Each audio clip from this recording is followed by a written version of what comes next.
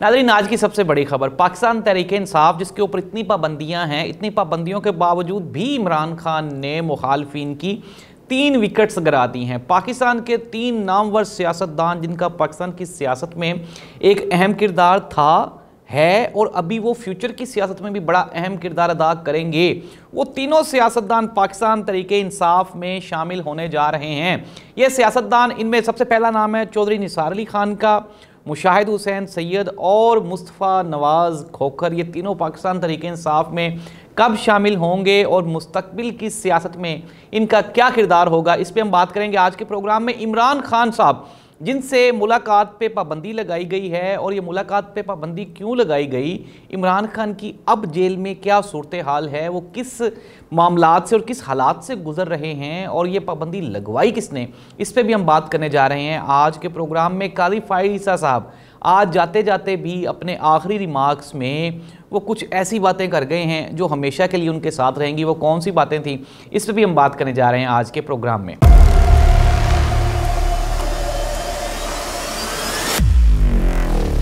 नाज़रीन, प्रोग्राम का बाकायदा आगाज़ करते हैं सबसे पहले आज की सबसे बड़ी खबर, और वो खबर ये है कि गुज़श्ता दिनों आज़म सवाती साहब ने ये कहा कि चौधरी निसार अली खान, मुशाहिद हुसैन सैयद और मुस्तफ़ा नवाज़ खोखर को हम पाकिस्तान तहरीक इंसाफ में वेलकम कहेंगे। जी नाज़रीन, ये खबर मैं ही आपको दे चुका हूँ कि ये तीनों जो शख्सियात हैं, ये पाकिस्तान की सियासत में अहम तरीन रोल प्ले कर रही हैं। सबसे पहले हम बात कर लेते हैं चौधरी निसार अली खान साहब की।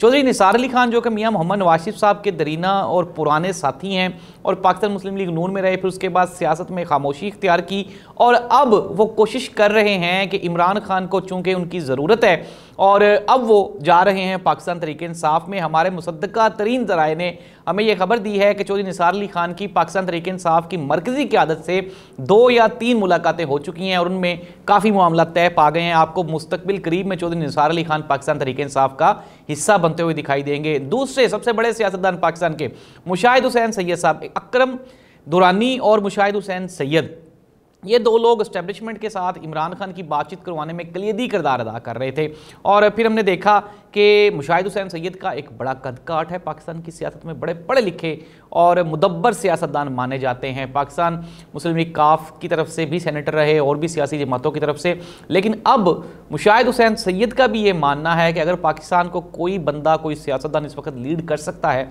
तो वो इमरान खान ही है, और वो भी जा रहे हैं पाकिस्तान तहरीक इंसाफ। मुस्तफ़ा नवाज़ खोखर जो कि पाकिस्तान पीपल्स पार्टी के नुमाइंदे थे, फिर उन्होंने पाकिस्तान पीपल्स पार्टी इसलिए छोड़ दी क्योंकि जाहिर सी बात उनका ये कहना था कि पाकिस्तान पीपल्स पार्टी अपनी असल इक़दार से हट गई, और मुस्लिम लीग नून के साथ इनका शामिल होना ये जमहूरियत और इस मुल्क के लिए नुकसानदेह है। फिर उन्होंने पार्टी छोड़ दी। मुस्तफ़ा नवाज़ खोखर साहब ही वो पहली शख्सियत हैं जिन्होंने ये जो आइनी तरमीम है इसको पब्लिक करने के लिए इस्लामाबाद हाई कोर्ट में रिट कर रखी है। तो नाज़रीन, ये तीनों शख्सियात बहुत जल्द आपको पाकिस्तान तहरीक इंसाफ का हिस्सा बनती हुई दिखाई देंगी, और आज़म सवाती ने इन तीनों को वेलकम करने के लिए पाकिस्तान तहरीक इंसाफ की पॉलिसी का ऐलान भी कर दिया है। अब जाहिर सी बात है, पूछने वाले ये पूछ रहे होंगे कि यार ये इतनी बड़ी खबर क्यों है।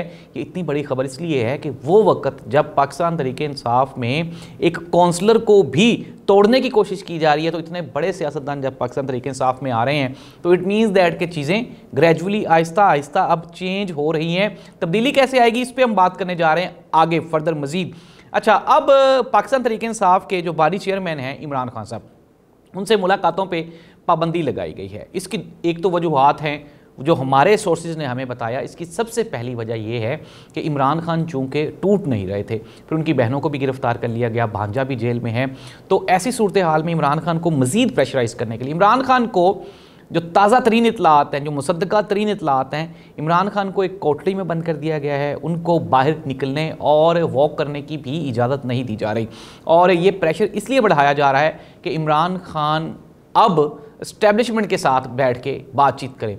दूसरी जानिब हमने देखा कि अली अमीन गंडापुर और मोहसिन नकवी की मुलाकात भी हुई। अब ये क्या है, अगर पूछने वाले ये पूछेंगे कि ये इस्टेब्लिशमेंट तो इमरान खान के साथ बातचीत कर रही है, तो फिर सख्ती क्यों? सख्ती इसलिए हो रही है कि अपनी टर्म्स एंड कंडीशन को इमरान खान से मनवाया जा सके। इमरान खान बिल्कुल भी इस्टेब्लिशमेंट के साथ बातचीत करने के लिए तैयार ना था, ना है और ना होगा। इमरान खान ने ये बीच में ज़रूर कहा था कि इस्टेब्लिशमेंट का नुमाइंदा मुझसे बात करे, लेकिन फिर प्रोग्राम मुनक़ता हो गया, और उसकी वजह क्या थी? वो जो नेशनल असम्बली में पाकिस्तान तहरीक इंसाफ के MNAs को उठाया गया। इमरान खान का ये कहना है कि सबसे पहले हमें हमारी रिजर्व सीट्स दी जाएं, फिर उसके बाद आइनी और कानूनी जो मामलात हैं उनमें पाकिस्तान तहरीक इंसाफ की शमूलियत हो, फिर वो जाके इस्टेब्लिशमेंट के साथ बातचीत करेंगे। लेकिन नाज़रीन, मैं आपको ताज़ा तरीन इतलात दे रहा हूँ कि पाकिस्तान तहरीक इंसाफ खुसूसन अली अमीन गंडापुर ने इस्टेब्लिशमेंट के साथ 2 कदम आगे चल के बातचीत का आगाज़ कर दिया है। आपको बहुत जल्द मुल्क में एक बहुत बड़ी तब्दीली नज़र आएगी। इमरान खान के ऊपर प्रेशर बढ़ाने का मकसद ये है कि इमरान खान को मजबूर किया जाए कि वो इनसे बातचीत करे, लेकिन एट द एंड अब ये पूछेंगे कि क्या होने वाला है। इस्टेब्लिशमेंट और पाकिस्तान तहरीक इंसाफ की बात होने वाली है। जिस तरह पाकिस्तान तहरीक इंसाफ के मुसद्दका तरीन ज़राए और पाकिस्तान के सीनियर सहाफ़ी ये कह रहे हैं कि अली अमीन गंडापुर की अगर इस्टेब्लिशमेंट के साथ मुलाकातें हो रही हैं तो ये मुस्लिम लीग नून और पीपल्स पार्टी के लिए कोई खुशी की बात नहीं है, बल्कि घबराने की बात। और मैं भी आपको यही कह रहा हूँ कि घबराने का वक्त अब हुआ जाता है। इमरान खान के ऊपर पाबंदी सिर्फ़ और सिर्फ इसलिए है, एक तो आपके सामने है कि मुल्क में कुछ बड़ी शख्सियात आ रही हैं, और जाहिर सी बात है एक तो ये कि हुकूमत बिल्कुल हमारी डफ़र है।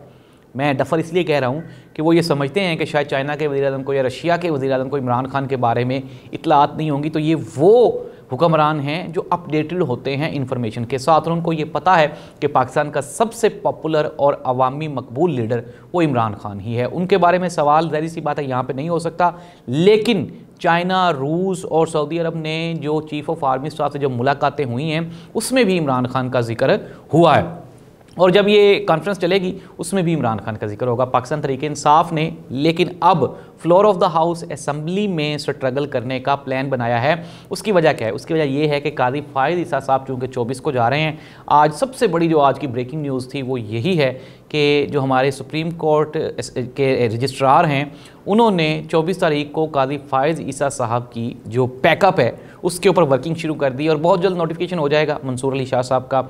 और पाकिस्तान तहरीक इंसाफ का बल्ले का निशान वापस लेने का केस था, तो काजी फायद साहब ने कहा जी ये जो ढोलची हैं, ढोलची उन्होंने कहा सहाफ़ियों को, जो कोर्ट रिपोर्टर्स हैं उनको कहा ढोलची, कि ये अंदर कुछ और सुनते हैं और बाहर जाके ये लोगों को कुछ और बताते हैं।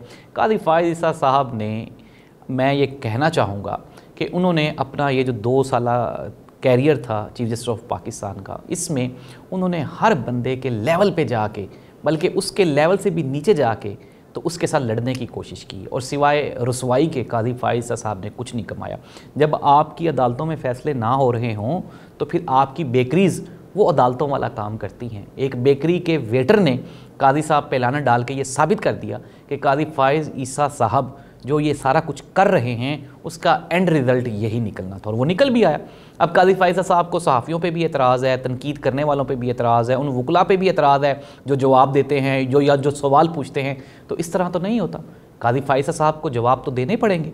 जब आप एक इतनी बड़ी सीट पे बैठे हुए हैं और पाकिस्तान के सबसे बड़े इदारे के आप चीफ जस्टिस ऑफ पाकिस्तान हैं, तो फिर आपको इंसाफ तो देना पड़ेगा लोगों को।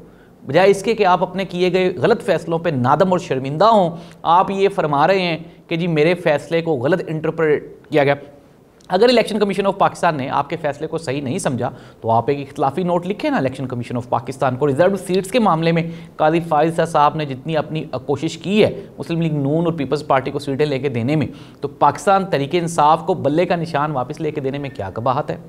मियां नवाज शरीफ साहब बिना मुकाबला पार्टी के चेयरमैन मुंतखब हुए, किसी को कोई एतराज़ नहीं। मौलाना फजलुर रहमान साहब बिला मुकाबला हुए, किसी को कोई एतराज़ नहीं। इसके अलावा MQM के बिला मुकाबला हुए, किसी को कोई एतराज़ नहीं। ANP के बिला मुकाबला चेयरमैन वो पार्टी के हुए, किसी को कोई एतराज़ नहीं। एतराज़ किस पे है? पाकिस्तान तहरीक इंसाफ को।